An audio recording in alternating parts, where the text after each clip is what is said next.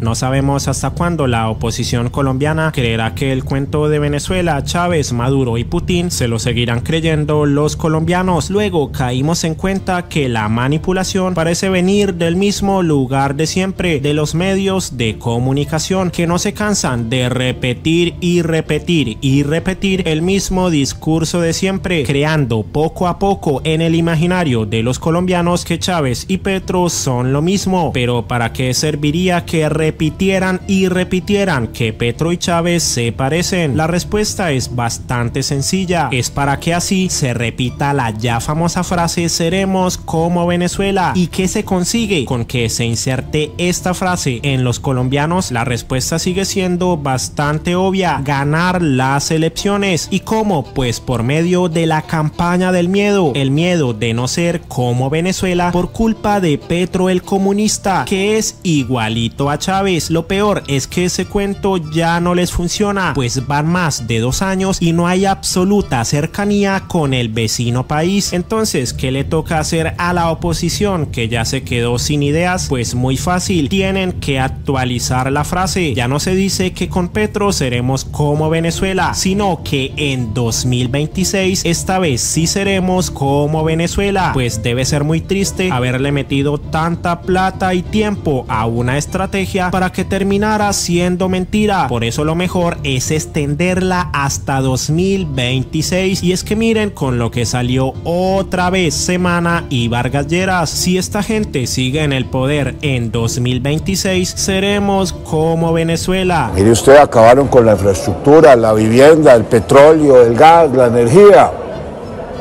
Ya también se está impactando el turismo, los indicadores en materia de industria a la baja.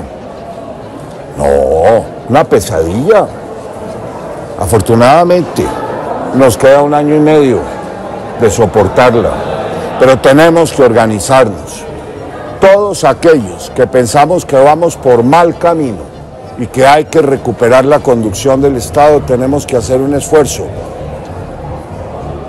alejado de las vanidades, de las ambiciones personales, para ver en qué forma llegamos a las elecciones del 2026 con una fórmula unificada. Si esta gente permanece en el gobierno a partir del 2026, estaremos condenados a seguir la ruta de nuestros vecinos en Venezuela. Tal parece que este señor no le aprendió nada a su amigo Pacho Santos con sus gloriosas predicciones. Lo que no comprendemos es cómo sigue teniendo voz el representante de uno de los partidos más corruptos del país. Es más, el mismo Gustavo Petro compartió estas palabras acompañadas de este video de Ariel Ávila. Se propone una alianza nacional para detener el progresismo o una alianza criminal. El Partido Cambio Radical de Germán Vargas Lleras y Fuad Char se ha convertido históricamente en una fábrica de avales para candidatos cuestionados. De hecho, son tal la cantidad de miembros de este partido condenados o investigados que la pregunta es si quienes ingresan al partido ya son corruptos o se convierten en corruptos durante su paso por dicho partido. Tan solo para finales de la década del 2000, este partido aportó 8 miembros condenados por vínculos con grupos paramilitares, sin contar con la decena de congresistas que posteriormente fueron investigados y condenados. Entre los más importantes se encuentran los siguientes: Reinaldo Montes,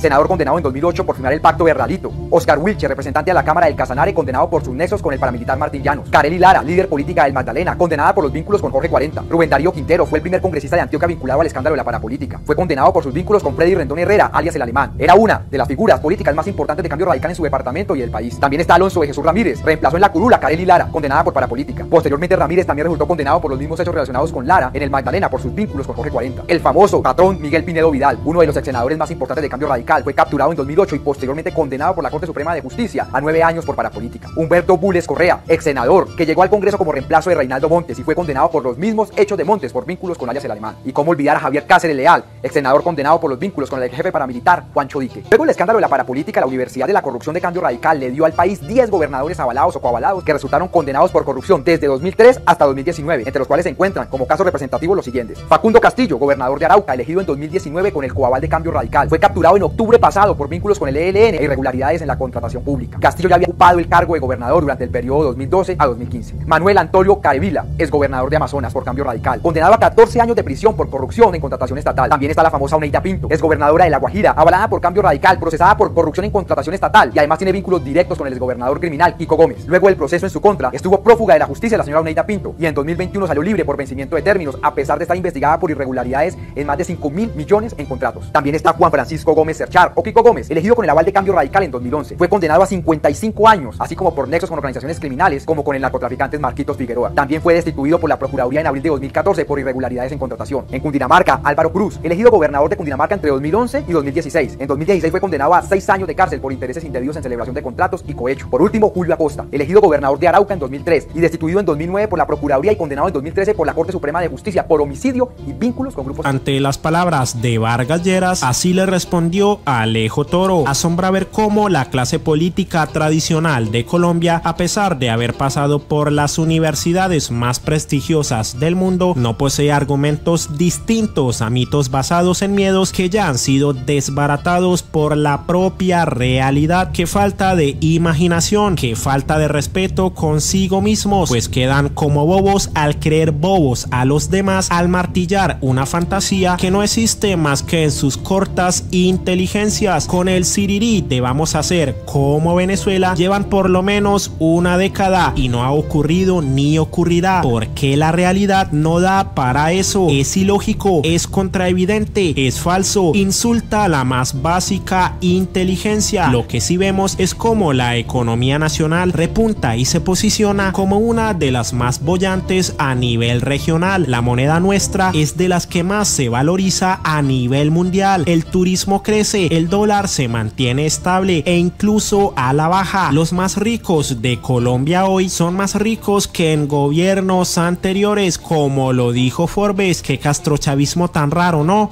¿Que Petro le da consejos a Maduro? Calculen.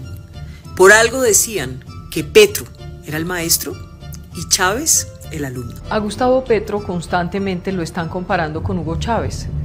Él siempre trata de desmarcarse de eso, desmarcarse que se parece a lo que fue el chavismo o lo que ha sido el chavismo. ¿Usted lo ve parecido a Hugo Chávez? Mira, más que parecido a Hugo Chávez o no, bueno, hay un origen de izquierda, hay evidentemente un antecedente guerrillero o el uso de armas para disputar el poder, y eso en ese momento, en el 92, como ustedes saben, Chávez trató de utilizar las armas para tomar el poder de manera ilegal, luego a nivel electoral y abrazando la izquierda.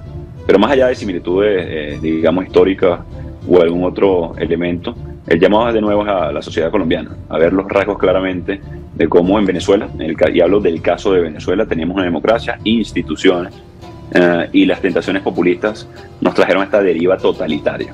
Este Gustavo Petro, que cada día se parece más a Hugo Chávez, aunque no tiene su carisma, vive preso de un odio desbordante hacia cualquiera que lo critique. Por eso llamó asesinos a los que gritan fuera Petro, genocidas y fascistas a los opositores políticos y muñecas de la mafia a las periodistas que detesta. Las periodistas del poder, las muñecas de la mafia.